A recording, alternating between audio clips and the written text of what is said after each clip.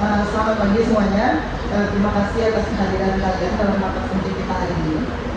Sesuai dengan tugas mata kuliah komunikasi bisnis, kita akan menyusun rencana strategis untuk proyek penjualan masker yang akan kita lakukan, baik itu produksi sendiri maupun kita menjadi reseller. Mari kita mulai dengan membahas potensi pasar dan target konsumen kita. Tadi juga yang menganalisis saya bahwa pasar masker ini cukup luas ya, terutama di kalangan mahasiswa dan juga pelajar. Terus kita bisa menargetkan penjualan masker ini melalui media sosial yang kita punya, e-commerce, Instagram, WA, dan lain-lain. Terus kita juga bisa meningkatkan penjualan itu melalui offline, contohnya itu dengan membawa produk kita ke kampus, ke area kampus, ataupun di area keramaian seperti coffee shop dan lain-lain. Terus untuk brandingnya kita bisa menciptakan logo dan kemasan yang praktis ya, biar produk kita lebih dikenal sama masyarakat luas. Sedikit dari sini. Kita memutuskan untuk produksi sendiri, kita perlu mengujikan sendiri bahan baku, alat produksi, dan proses pembuatannya. Saya juga sudah melakukan riset kecil terkait supaya bahan baku yang berkualitas dengan harga yang terjangkau. Alternatif, jika kita membeli menjadi reseller, kita perlu mencari supaya masker yang sudah memiliki reputasi baik dan produk yang konsisten baik kualitasnya. Kita juga perlu memikirkan sistem penyimpanan dan pengiriman yang efisien. Tadi kalau dari segi keuangan kita perlu menyusun anggaran yang jelas baik untuk biaya produksi atau kita bisa buat sendiri maupun biaya pembelian stok. Kita juga perlu menghitung biaya pemasaran, pengemasan dan pengiriman. Produksi keuntungan juga perlu kita perkirakan agar bisa memperkirakan bisnis ini. Kita perlu menentukan harga jual yang kompetitif namun tetap menguntungkan. Terima kasih atas pandangan awal yang kalian berikan, itu sudah bisa membuka pikiran kita masing-masing dan juga pandangan awal yang sangat bagus. Mungkin dari Lola bisa kami jabarkan lebih lanjut ide-ide tentang strategi dari pasar kita. Tentu saja untuk pemasaran online kita bisa memanfaatkan sosial media yang kita punya seperti TikTok, Instagram, Facebook, WA. Itu kita bisa membuat foto dan video ataupun konten yang menarik untuk menarik perhatian dari orang-orang yang ingin membelinya atau dari konsumen. Terus kita juga mempertimbangkan untuk berjualan di platform e-commerce seperti Shopee ataupun Tokopedia. Untuk pemasaran offline, kita bisa membuka itu buat kecil di acara kampus atau mengikuti bazar yang disediakan. Terus kita juga bisa melakukan kerjasama dengan kantin-kantin sekolah ataupun warung-warung makan dan coffee shop di luar sana. Jadi yang bagus Ola, jadi itu sangat menarik, apalagi di kantin-kantin kampus banyak orang juga suka review kan. Mungkin dari Monik, bagaimana dengan opsi produksi sendiri atau menjadi reseller? Apa saja yang akan kita pertimbangkan nanti dari segi operasionalnya? Jika dari segi produksi sendiri, kita memiliki kontrol penuh atas kualitas dan rasa produk, serta potensi keuangan yang lebih besar.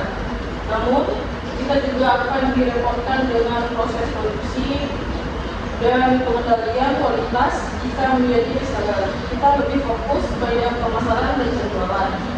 Namun, margin keuntungan mungkin lebih kecil dan kita bergantung pada kualitas produk dari supplier. Dapat yang baik. Mungkin menurut Elma, bagaimana perhitungan dasar untuk kedua opsi dari teman kita? Untuk produksi sendiri, perkiraan biaya awal bisa jadi lebih besar karena investasi alat dan bahan baku. Namun biaya produksi produk bisa lebih rendah dalam jangka panjang. Untuk reseller, biaya awal mungkin lebih kecil karena kita hanya perlu membeli stok. Namun margin keuntungan per unit akan bergantung pada harga dari supplier. kita perlu melakukan pertimbangan yang lebih detail setelah kita memutuskan opsi mana yang akan kita ambil. Baiklah, saya sudah mendengar pandangan, pendapat dari masing-masing kalian. Kita akan melakukan diskusi opsi mana yang lebih realistis dan sesuai dengan sumber daya yang kita miliki. Apakah mungkin dari kalian juga, apakah ada preferensi atau pertimbangan lain dari kalian? Jadi teman-teman, kalau menurut saya sebagai langkah awal untuk tugas ini menjadi reseller itu mungkin lebih praktis ya, karena kita kan bisa langsung fokus pada strategi pemasarannya dan penjualan tanpa harus memikirkan produksi produk yang akan kita jual. Saya setuju dengan Ola menjadi reseller, pengalaman langsung dalam proses penjualan dan interaksi dengan manajemen. Kita juga bisa belajar tentang frekuensi pasar sebelum memutuskan untuk produksi sendiri di masa depan. Kalau dari segi keuangan, ini menjadi reseller membutuhkan modal awal yang lebih kecil dan risiko yang lebih rendah untuk tugas kulit kali ini. Basreng adalah singkatan dari bakso goreng atau bakso yang digoreng biasanya dalam bentuk keripik tipis. Cemilan ini terbuat dari bakso ikan atau daging yang diiris tipis lalu digoreng hingga kering dan renyah. Basreng sering disajikan dengan bumbu pedas atau bumbu lainnya untuk menambah cita rasa dari basreng tersebut. Produk ini kita ambil dari produsen atau supplier dan dijual kembali dalam kemasan kecil agar lebih mudah kita pasarkan. Di sini kita memilih 3 rasa dari basreng, yaitu yang pertama ada original, yang kedua pedas dan jeruk, dan yang ketiga balado pedas. Sistem penjualan yang akan kita lakukan ialah sistem penjualan dari produk, yaitu offline dan online. Sistem offline, kita akan menjual di lingkungan kampus dan dititipkan di kantin kampus. Sistem online, kita akan pasarkan melalui media sosial seperti Instagram, WhatsApp, dan Facebook. Sasaran konsumen kita itu untuk umum atau untuk semua kalangan. Di sini ada modal awal kita yaitu 25.000 per orang, jadi total dari kita yaitu 100.000.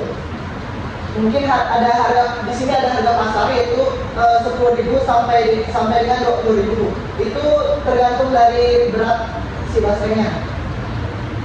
Di sini ada bahan yang akan kita perlukan nantinya, yang pastinya itu ada basreng, yang kedua stiker atau label brand.